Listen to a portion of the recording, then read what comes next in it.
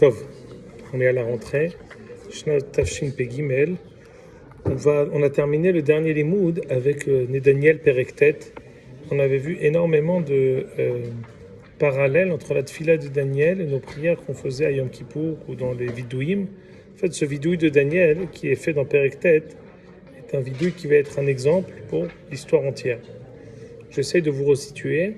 Il s'agit ici de Daniel qui aurait recherché l'accomplissement du passouk dans Jérémie, qui dit qu'au bout de 70 ans, il y aura une Pekida. On peut pas marquer qu'au bout de 70 ans, le Beth Amikdash sera reconstruit, ni quoi que ce soit marqué. Va Efkod. Le Baruch va se rappeler de nous. Le Baruch va nous gratifier de quelque chose. Tout le monde attendait la construction du Beth Amikdash et apparemment, par la Gemara dans Megillah Yud Aleph, Daniel se serait également trompé quant au compte des 70 ans. À partir de quand on les compte? On a parlé de ça la semaine dernière, au dernier livre. Maintenant, dans ce cadre-là, Daniel va s'adresser à Kadosh Baruch Hu et faire une grande tefila. Et j'aimerais avec vous la relire brièvement pour arriver à un passouk que j'aimerais étudier aujourd'hui.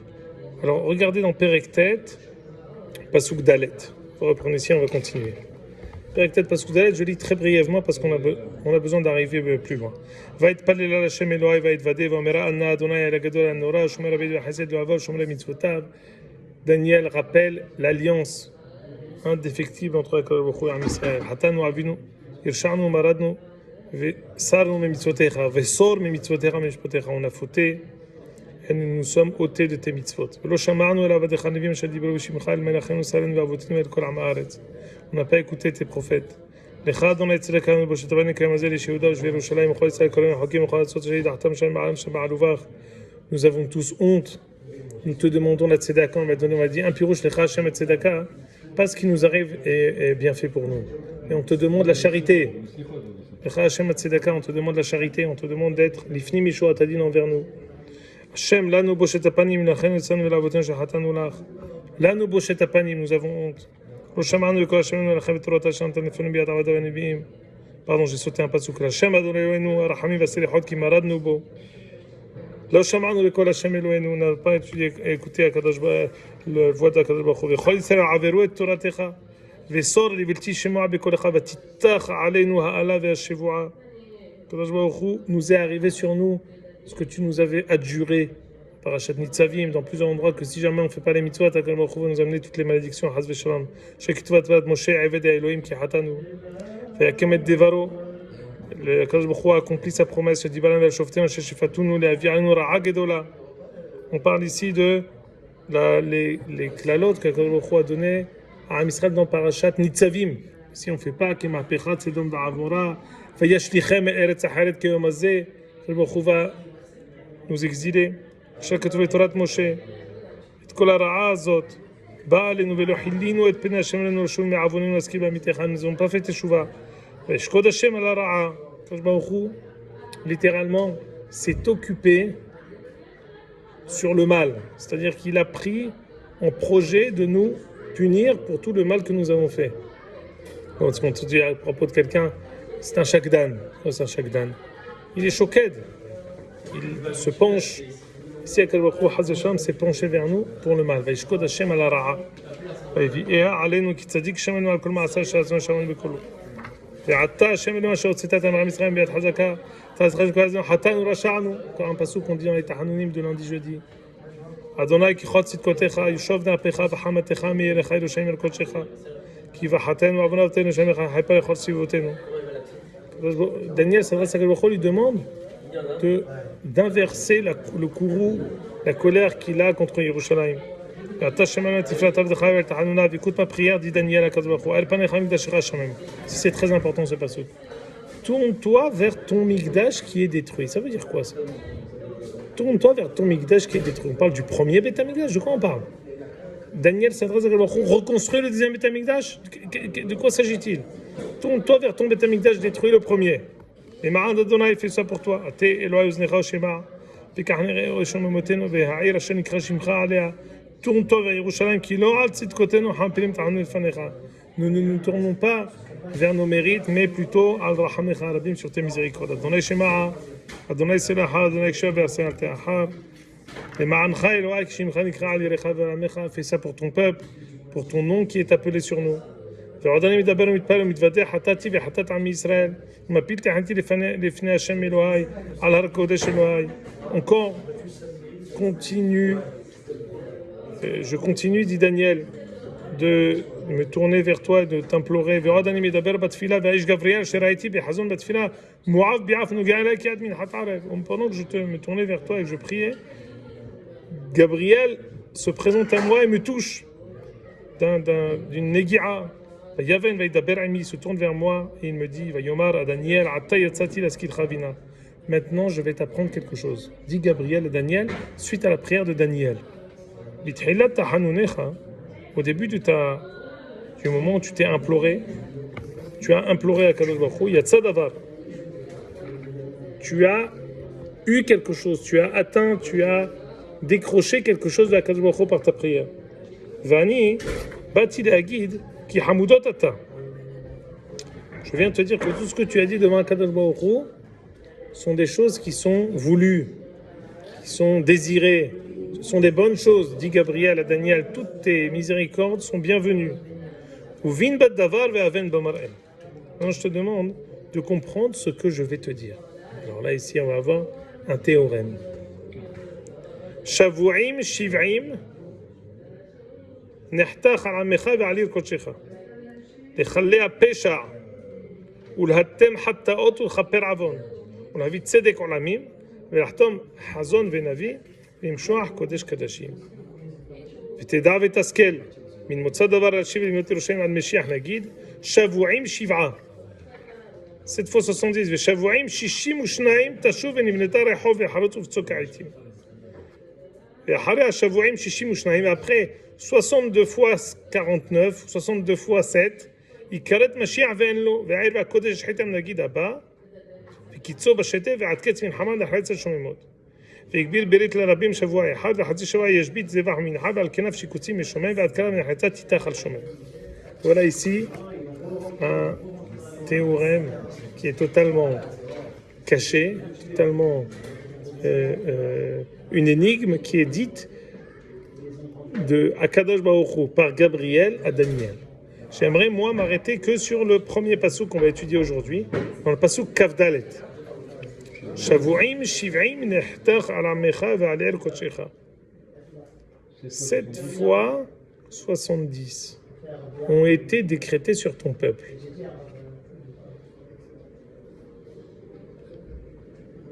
Les chalea pesha pour recevoir pour recevoir toute la punition 490 ans ou la vie tzedek olamim et l'ahtom hazon l'avil et l'imshah kodesh kodashim. Qu'est-ce que ça veut dire ce passouk là? C'est ça ce que j'aimerais étudier avec vous et j'aimerais, ça c'est justement un sujet qui plaît beaucoup à Yaakov Bouana, qui est le titre d'aujourd'hui de l'étude, c'est quel est le rôle du deuxième Beth Amikdash. Est-ce que, et je vous donne ici une introduction qui avait été écrite dans le Ramban, est-ce que le deuxième Beth Amikdash, d'une manière ou d'une autre, est-ce qu'il est, indépendant, ou alors est-ce qu'il est la continuité du premier Beth Amikdash, ou quand je dis est-ce qu'il est indépendant, est-ce qu'il aurait pu être le Beth Amikdash final? Est-ce que c'est la suite du premier Beth Amikdash? Et Akadosh Baruch Hu, pour une raison ou pour une autre, il a fait encore il l'a fait avec une interruption au milieu, avec une destruction du premier, 70 ans, après encore le deuxième. Ou alors, une troisième chose, quel est le rôle du deuxième Beth Amikdash? Ici, on va voir un Ramban, c'est quelque chose que j'ai étudié aujourd'hui quand j'ai préparé le Shiur, qui dit, Ramban il a un sefer qui s'appelle Sefer HaGeoula, 4 prakim, là-bas il parle des psukim qui sont dans Sefer Daniel. Et l'un des hidushim extraordinaires que va dire le Ramban, c'est que avant même que le deuxième Beth Amikdash va être construit, va être décrété sa destruction. Et la raison de la venue du deuxième Beth Amikdash, c'est en fait, comme ce qu'on a lu, comme ce qui paraîtrait de ce passouk qu'on a étudié aujourd'hui, pour en fait expier jusqu'au bout les fautes du premier Beth Amikdash. En fait, le deuxième Beth Amikdash, depuis le début, il était voué à l'échec. Et il a été détruit, là, je dis un hidouche, pas à cause du deuxième, à cause du premier. Ou la hatem vechale, ou la hatem hataot, ou le chaper avon. C'est ici, regarde, on va lire ça dans le Ramban. Non, ça génère énormément de questions, cette affirmation du Ramban, mais venez d'abord, on l'étudie, dit dans les paroles du Ramban. Alors je vous ai photocopié ici. Il y a déjà eu un moment où Akadosh Baruch Hu a dit que ce personnage aurait pu être le Mashiach, elle n'a pas pu être même Bien sûr, autant de Hizkiya, Bikadosh Baruch Hu Lasot Hizkiya ou Mashiach. On va voir ça tout de suite. Dans le premier, on va voir tout ça. Et autant de Ezra, Mordechai. On voulait faire du deuxième Beit Hamikdash, de la deuxième montée. On a voulu faire le deuxième Beit Hamikdash, un Beit Hamikdash éternel. Donc on va voir ici ça sous deux formes. Mais en tout cas, j'aimerais lire avec vous dans le Sefer HaGeoula, Sha'ar HaShlishi. Aussi, c'est un Sefer HaGeoula qui est expliqué.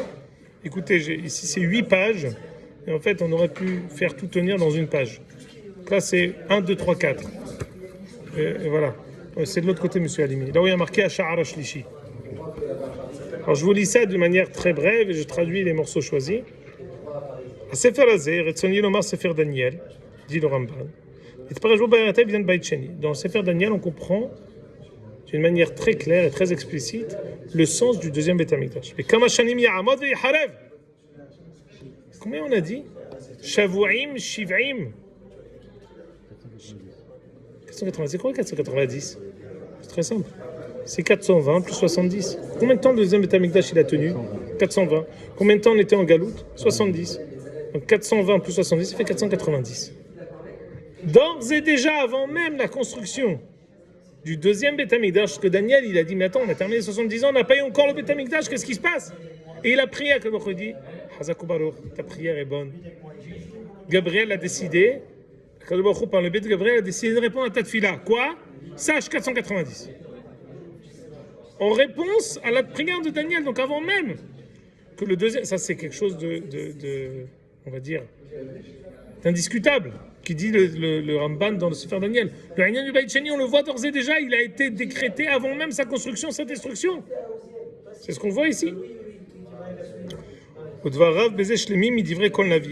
La différence de Daniel avec tous les autres prophètes, même si les autres prophètes aussi ils ont parlé du deuxième Beit Hamikdash, c'est que Daniel a été le plus explicite. Et là, il dit le passouk qu'on voit dans Periktet, passouk Avdalet, Shavuim, Shiv'im, Nechtach, Alamecha, V'adir Kodesh. Je continue dans la page d'en face. Yadom Meraboten, Kebet Sheni Omed, Mina'ed, Shebanu, Yad Sheharav, Taf Kaf Shana. On sait que le deuxième Beit Hamikdash a tenu 420 ans. Chos Ben Hashana Sheharav. Et je saute le ligne, Divrem, Bezeh, Edut Shlema, Ki Hem Ayu, Babayit Ha'u, V'yad'u, Amidato, V'Hurbano. Israël, V'Hacham, Beit Sheni, Bioto, Omed, Beno, Yodim Ayu, Matay Harev. Et Am Israël, écoutez bien, lors du deuxième Beit Hamikdash, il savait qu'il allait être détruit au bout de 420 ans. C'est marqué, vous l'avez vu ici? Israël ve'chachamehem be'bayit sheni biyoto omed al binyano, quand il était construit, yod'im hayu matay harev. La prophétie de Daniel, elle a précédé sa construction, elle a précédé aussi tout.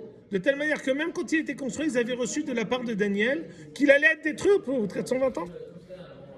כמו שהזכר בנזיר, על כן נלמד מדבריהם שפירוש שבועים 70 הם שנים. כדבריו סעדיה גאון, לכן מה שאמר רבי יוסי אומר, משחרר את המקדש הראשון שחרר והשני שבועים 70 שנה לחורבנו ו420 לבניינו, וזה מפורש. Voilà l'explication de ce pasuk. 490 ans. Il faut comprendre. Al-Batili Hachef, Pirouche Amikra, Echi Aref Shnot Agaloim. La question elle est comme ça. C'est une question très forte. Écoute-moi, Ouri. Est-ce que c'est juste de dire combien de temps il a tenu le deuxième Beit Hamikdash? 490 ans. Ah non. 420. Le Ramban pose la question, il dit pourquoi Gabriel, il a mélangé les années de Galoute avec les 420 ans de construction. Mais c'est... Ah, Hazak ou Baruch, monsieur Animi. Parce que les 420 également, c'est la Galoute. Hazak ou Baruch, c'est ça ce que le Ramban nous éveille à cette réflexion. C'était pas comme le premier, il y a plein de choses qui Pardon? C'est ce qu'on avait dit. Que les Kenim, quand ils ont vu le deuxième Beit Hamikdash, ils pleuraient. Et les Tsehirim, ils rigolaient. Parce qu'ils ne connaissaient pas qu'est-ce qu'ils ont perdu.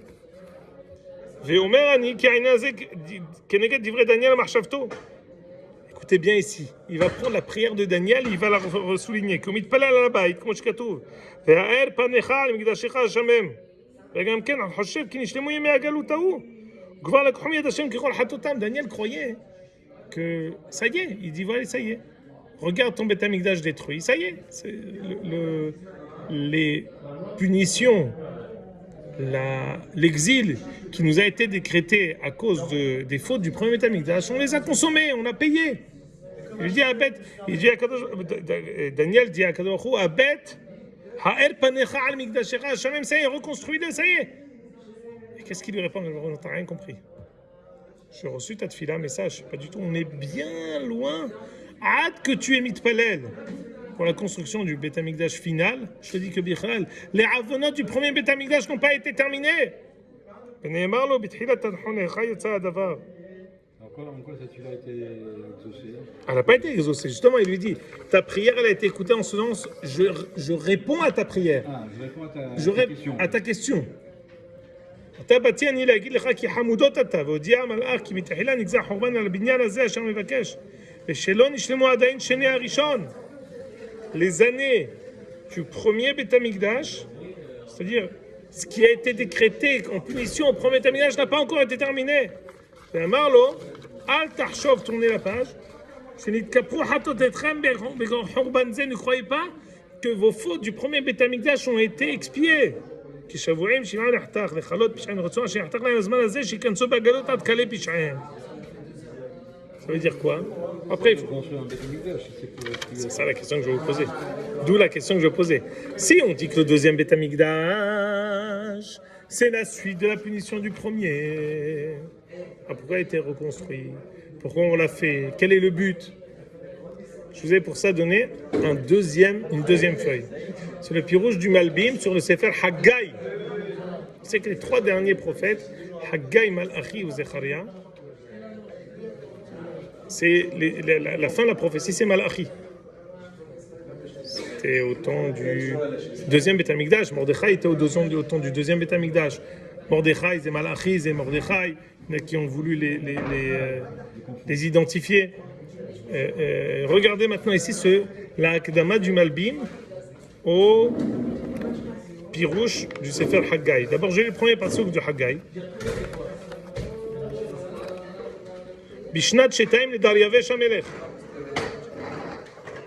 Haggai, c'est en fait une prophétie qui apparaît, écoutez-moi bien, après Megillat Esther. Parce que si on dit que Megillat Esther elle se termine avec Ahashverosh et Esther, ils ont eu un enfant commun, c'est Daryavesh.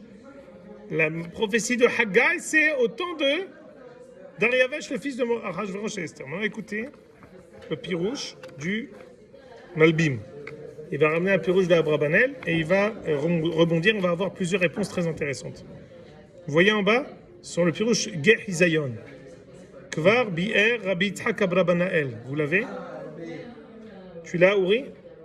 Regarde, dans Geh Hizayon, dans le pirouche du Malbim, Bi'ur Aynyan, en bas. Kvar Bi'er Arab Rabbi Yitzhak Abrabanael. כבר ביאר רבי יצחק אברבנאל. ואנוכי חזון הרביתי בזה כמה מקומות, כי מעת הגלות הראשון לסנחריב התחיל זמן הגאולה העתידה. Que depuis le premier exil du temps de Sancheriv, on commence en fait le début de la Géoula. Chez Me'et Aïn, Ibou Anevim à la Géoula, parce qu'en fait, à partir du moment où on a été exilé par Sancheriv, on a eu à chaque fois des possibilités de Géoula. והיה הדבר תלוי אם יזכו. כמו בימי חזקיהו או בימי יאשיהו. On a eu Hizkiyahu, dans Hizkiyahu, de temps de Yoshiyahu, on avait une possibilité de faire quelque chose. Pardon? Plus tard. Mais là, on parle même autant, même juste après la galoute de Sancheriv, qui est à la fin du Sefer Menachim Bet, avant même que Nebuchadnezzar détruise le Beth Amikdash, quand le Baruch a voulu faire Hizkiyahu, Yoshiyahu, Melech HaMashiach. Mais comme on n'a pas mérité, Iglou les Bavel, Bema'alam, les Kalé, Pesha Olatem Hatat. C'est quoi ce lachon-là? C'est le lachon de Daniel. Il les a exilés à Bavel pour pouvoir expier leurs fautes. Ça, c'est ça une explication extraordinaire. Écoutez bien. Je vais vous le dire à l'oral, on va le lire. Si on avait continué à Bavel, tout l'exil, les 70 ans d'exil, on ne serait jamais sorti de Galoute. Le Baruch Hu a vu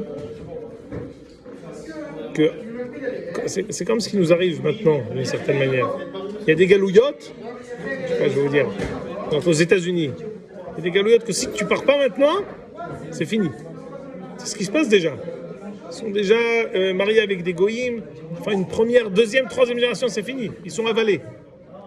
Le Baruch Hu a vu on sait que Asara Yohasin Alumi Bavel. Qui est monté de Bavel? Harouré, Guéré, Mamzer, toutes les sortes d'affiliations sont montées. On était déjà mariés avec les goïms, comme ce qui est raconté dans Sefer Ezra et Nehemia. Alors il dit ici le Abrabanel, le Malbim, écoutez bien, je lis ici.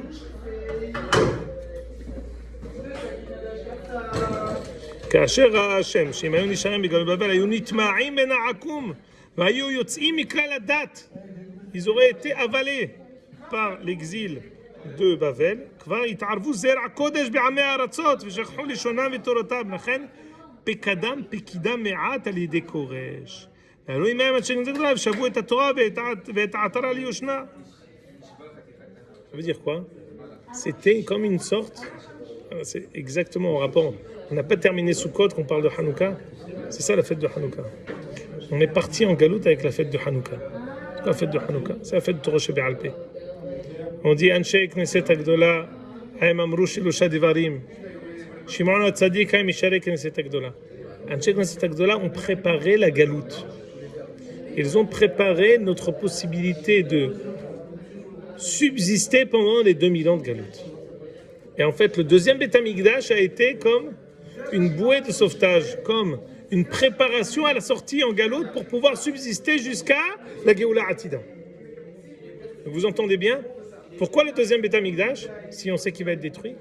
Préparation, sortie en galoute.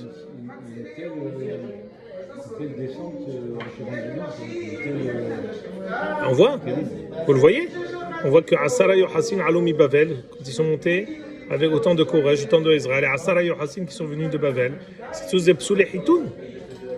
Et pas tous, c'est des gens qui sont inaptes à venir la Vobaka. Et on voit que dans Sefer Ezra, on dit qu'ils ont oublié leur langue, ils se sont mariés avec des goyotes. Donc on voit qu'en 70 ans, exactement.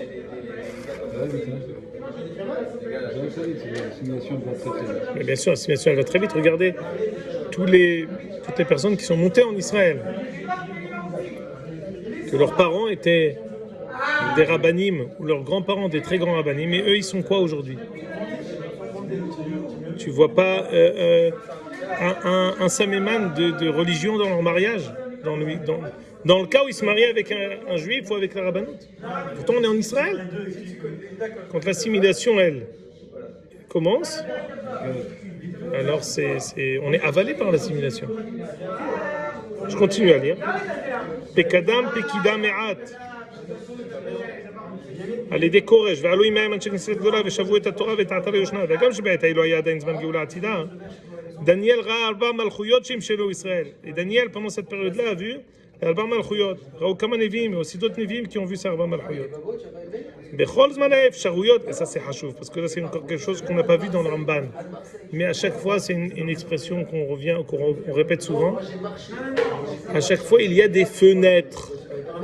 Comme ce qu'on a un picadone à la banque, on a des sorties. Tous les ans, tous les 5 ans, tous les 6 mois, ça dépend de ce que... On avait des dates.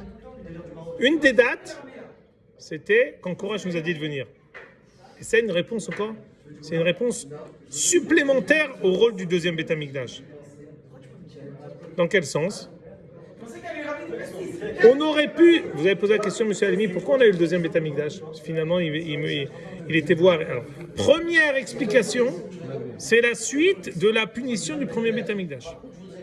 Deuxième explication qui rejoint la première, c'est une préparation à la galoute. Troisième explication, c'était une possibilité de sortir en Géoula.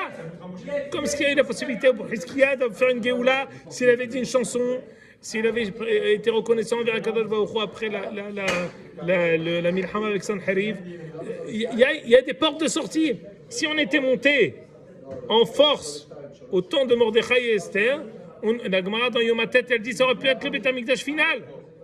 Il y a une porte de sortie. C'est ce qu'il dit ici le Malbim. écoutez bien, c'est Hachouv.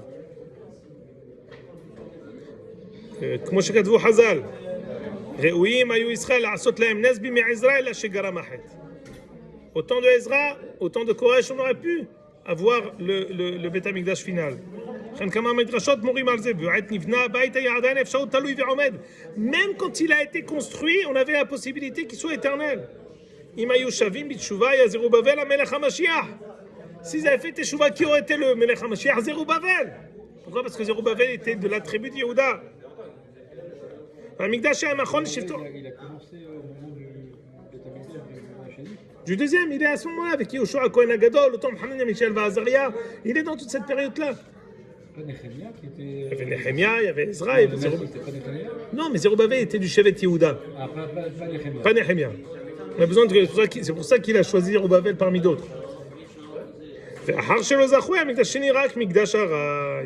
Mais comme on n'a pas réussi, c'était Mikdash Harai. Etc. Dibour al Zerubbabel, c'est ça, c'est pour ça que ça commence ici. Il parle de Zerubbabel parce que regardez le premier pasouk de Haggai. Mishnah Shtaim Darayavesh. Hayad Vashem biad Haggai Navi el Zerubbabel ben Shealtiel. Koamar lo et bo et bet Hashem leibanot, etc. Donc ça, écoutez-moi bien. On a vu ici 3 explications pour le deuxième Beth Amikdash. D'abord, la suite de la punition du premier. Ensuite, la possibilité de ne pas être avalé par la Galout Bavel. Enfin, une possibilité effective d'être délivré, une délivrance finale qui n'a pas été matérialisée parce qu'on n'a pas eu le mérite, on n'a pas été au rendez-vous. Et les 3 sont justes. Aucune des 3 ne contredit, aucune raison ne contredit la deuxième. Toutes, elles se complètent. Maintenant, j'aimerais vous poser une question. Qu'est-ce que vous pensez dire, selon, à votre avis, quel est le sens du deuxième Beth Amikdash? En quoi le deuxième Beth Amikdash, il a été la préparation à la sortie en Galoute? Qu'est-ce qui nous fait dire que le deuxième Beth Amikdash, il est en fait la préparation à la sortie en Galoute? Longue galoute. Très longue Galoute, mais pas encore sortie. Qu'est-ce qui est particulier du deuxième Beth Amikdash qui nous montre que c'est en fait la préparation à la sortie en Galoute? En fait, non, pas forcément. Quelle est là, on va dire, la préparation effective qui a été faite par Hachmé Israël? Pardon? Le Talmud. Éphémérode. La Torah, quelle est... je vous dis ici, d'une manière tout à fait succincte, le résumé d'une œuvre magistrale du Rav Kook qui s'appelle Les Mahalach HaIdeot. Les Mahalach HaIdeot, dans un essai de 15 pages, il fait l'épilogue de l'histoire du monde.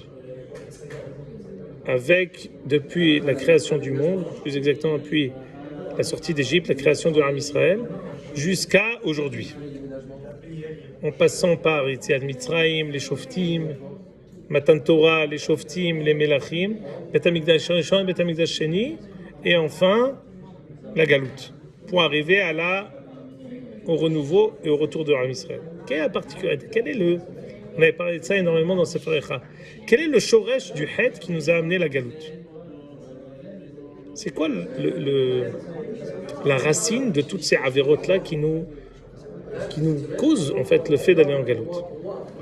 On avait expliqué ça quand on a voulu faire le rapprochement entre Het HaMeraglim et Tisha B'Av du Het HaMeraglim et Tisha B'Av de la destruction du Beth Amikdash. On avait dit que la séparation du clergé et de l'État, séparation de Dat Umdina, l'incapacité de croire qu'un peuple peut être un peuple de tzaddik, l'erreur de croire qu'on peut rester dans le désert et rester à Israël sans avoir une terre, ce que les Meraglim ont pensé. L'erreur qui a été celle du premier Beth Amikdash, de l'incapacité de concilier la Nevoua avec la Malchut. Il y a Rov'am ben Nevat qui désobéit à Ahia Shiloni. C'est le début de la de la Hidardéroute, du fait qu'on soit dans la totale dégringolante pour la destruction de tout. Pourquoi?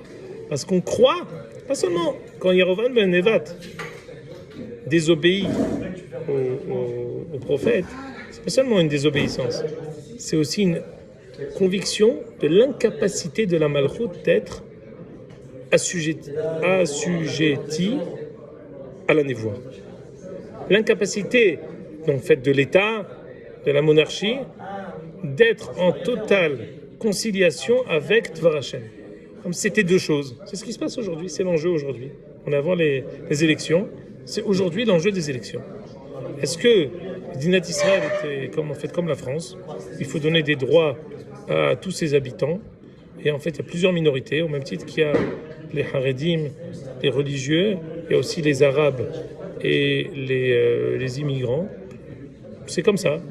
C'est une réalité à laquelle il faut essayer de trouver des solutions, trouver le point commun le plus bas entre les quatre, et de cette manière-là, entre toutes les sortes, tous les différents courants, et trouver en fait une manière de pouvoir les diriger. Voilà ici la recette pour la destruction la plus grande de tout ce qu'on a fait depuis 2000 ans, toutes les punitions qu'on a eues pendant 2000 ans et le retour qu'on fait depuis une centaine d'années. Ou alors non, avoir la conscience que nous sommes un peuple élu, avoir la conscience que la raison pour laquelle nous sommes revenus en Eretz Israël, c'est pour jouer notre rôle dans l'histoire d'être un peuple choisi, un peuple qui est le représentant d'Akadosh Baruch Hu, un peuple moral, un peuple qui est plein de moussard, qui annonce à l'humanité entière l'espoir de l'homme, de l'humanité, et pas seulement avoir des particuliers de tzadikim, mais avoir un peuple entier de tzadikim. Et la Torah qui, en aucun cas, elle vient enfreindre ou elle vient contredire les droits de chacun, bien au contraire, elle donne les droits les plus grands, elle donne la possibilité au peuple d'être le peuple qu'Akadosh Baruch Hu a choisi, elle nous donne la possibilité d'être fidèles à qui nous sommes nous-mêmes. La Torah n'est pas une loi extérieure qu'on nous impose, elle est en fait le mode d'emploi de nous-mêmes. Nous sommes nous-mêmes quand nous accomplissons la Torah. Pas seulement nous en tant que particuliers, le peuple est lui-même quand il se comporte comme ce qu'Akadosh Baruch Hu attend de lui. Tout ça, c'est exactement ce qui nous a été reproché quand on a commencé la galoute. Et avant de sortir en galoute, quand on a vu qu'on n'arrivait pas à faire ça, qu'est-ce qu'il a fait Akadosh Baruch Hu? Il a limité la Torah à quoi? Pendant 2000 ans. Pour faire une refonte du peuple. Parce qu'en fait, qu'est-ce qu'il y a eu dans Malchut Israël de Yerovam ben Nevat? Il n'y avait que Avodah Zarah, ça veut dire quoi? Il n'y a plus de Beth Amikdash, il n'y a plus de Merkaz, il n'y a plus rien. Et on dit, il y a un sens à la royauté sans Torah. C'était ça. Ah, ça nous a coûté une galoute jusqu'à aujourd'hui. On a eu une refonte entière du corps qui est le corps du peuple.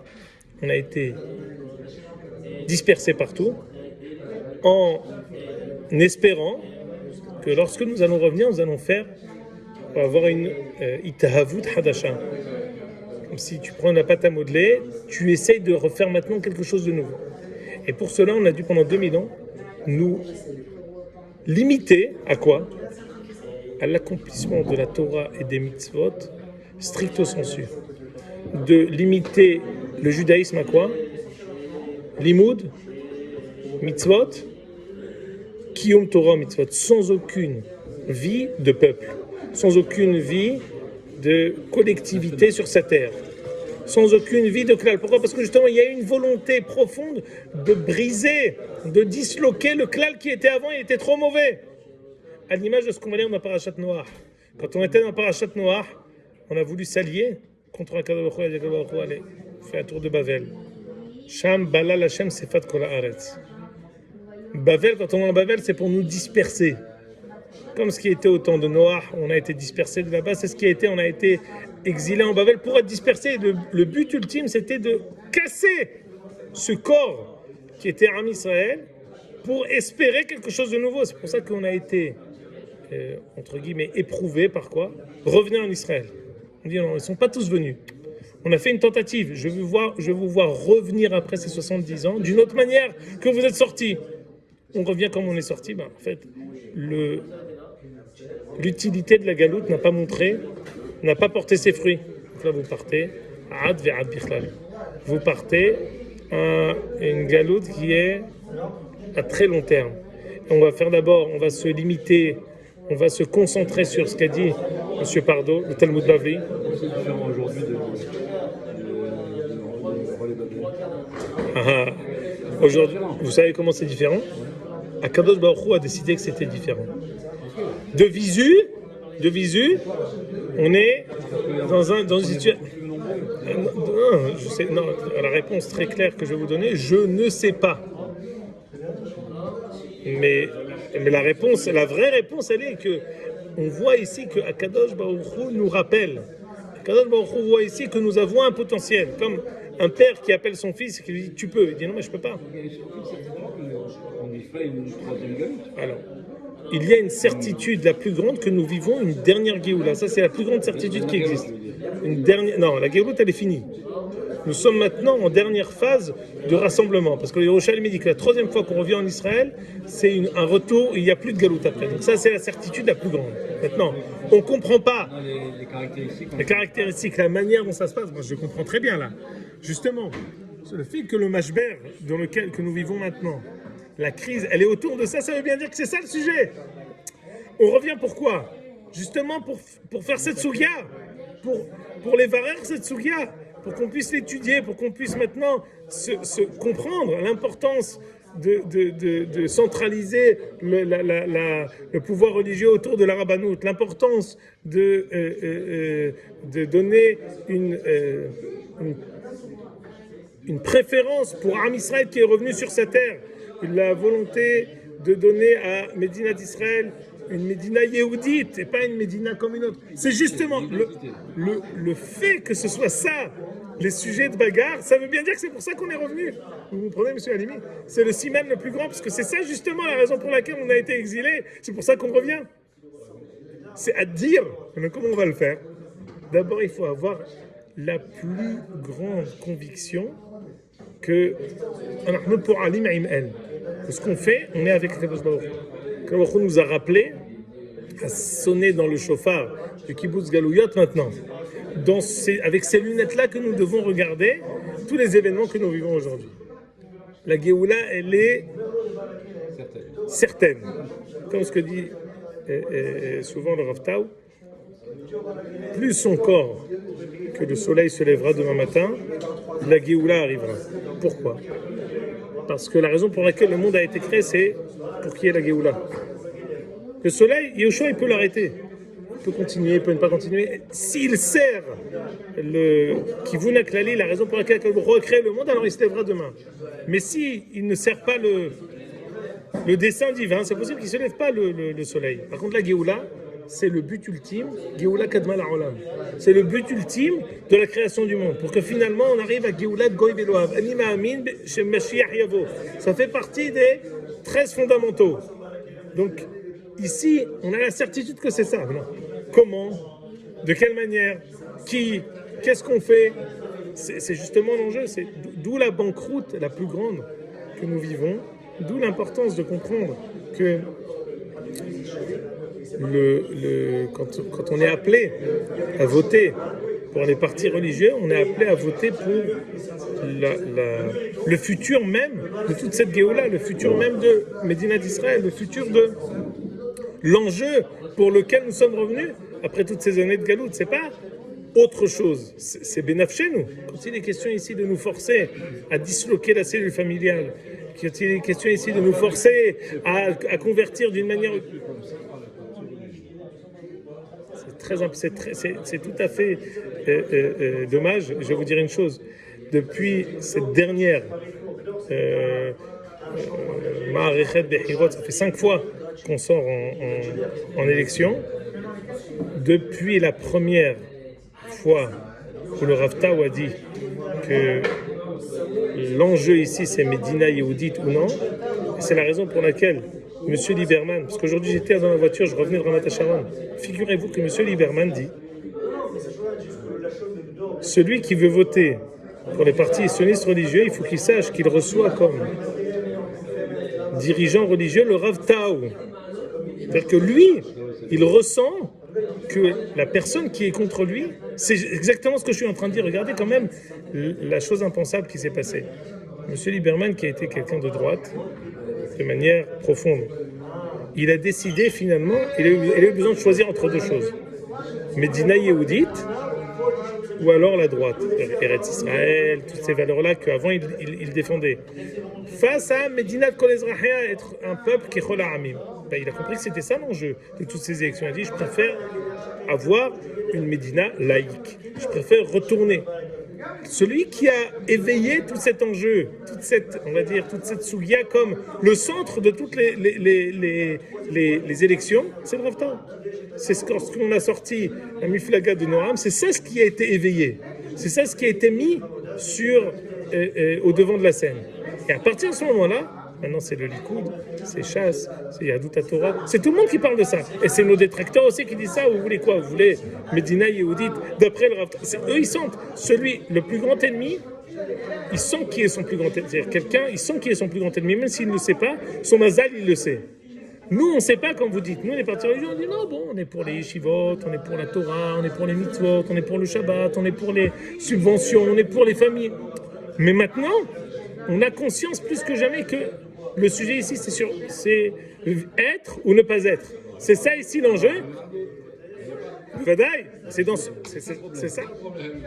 Alors c'est ça. Si les partis religieux ne font pas leur travail, on est foutu. Non, mais malgré tout, il y a une possibilité de leur coup, puisqu'ils sont dans le même. Il y a ici une possibilité d'être S'ils arrivent à avoir à Botaï, à Adkan, mais c'est ça ce que je voulais vous dire aujourd'hui. Le rôle du deuxième état de sa destruction et de la galoute, elle était pour pouvoir préparer une refonte en vue de la dernière Géoula où ce sera ces sujets-là d'Atumdina qui seront traités et qui devront être maintenant y avoir une Torah Hadasha, une Torah qui va réussir à tout englober et réussir à, comme vous avez dit Monsieur Pardo, on pourra tous se retrouver et s'unir autour de ces valeurs-là pour arriver pour la troisième état Mikdash el Mashiach à Ad Kan.